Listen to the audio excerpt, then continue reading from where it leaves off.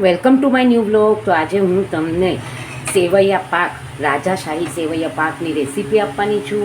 તો એની માટે મેં અહીંયા આગળ આ રોસ્ટેડ જ લીધી છે બારીક સેવ. એની સામે મેં 1 વાટકી માવો લીધો છે. એની સામે મેં 2 વાટકી મિશ્રી લીધી છે. 1 વાટકી ઘી લીધું છે. અત્યારે મેં 1 વાટકી જ દૂધ લીધું છે. જો જરૂર પડશે તો આપણે બીજું થોડું દૂધ નાખશું.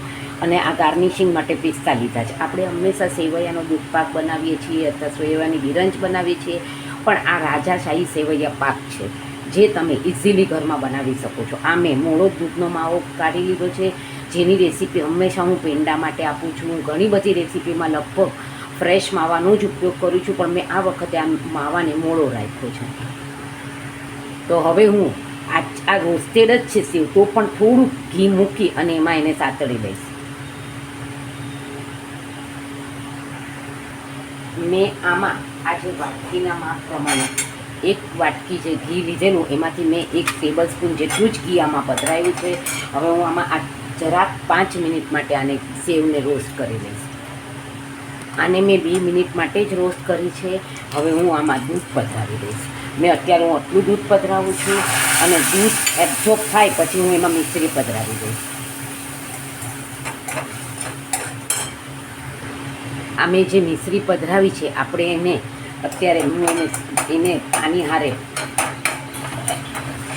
મેં આમાં પધરાવી દીધી છે મિશ્રી. દૂધ પણ પધરાવી દીધું છે. મારે જરૂર પડશે તો હજી આ 1 નાની વાટકી હું દૂધ પધરાવીશ, જેથી આપણે ટોટલ 2 વાટકી દૂધ પધરાવ્યું છે. આપણે આમાં ટોટલ 2 વાટકી દૂધ પધરાવી દીધું છે.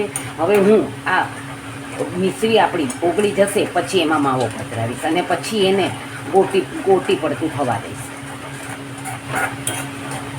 અને પછી એને પિસ્તાથી ગાર્નિશિંગ કરીશ. અને એને આમાં આ ટીનને પણ મેં ઘીથી ગ્રીસ કરી રાખ્યું છે. ને મોળો માવો લીધેલો એટલે મેં 2 વાટકી મિશ્રી પધરાવી. તમે જોઈ શકો છો કે આપણી એકદમ મિશ્રી ઓગળી ગઈ છે. હવે હું આ માવો પધરાવી દઉં છું. તો તમે જોઈ શકો છો આપણું આ ગોટી પડતું થઈ ગયું છે. હવે હું એને આ ટીનમાં ઘીથી ગ્રીસ કરેલા ટીનમાં મેં ગેસ બંધ કરી દીધો છે અને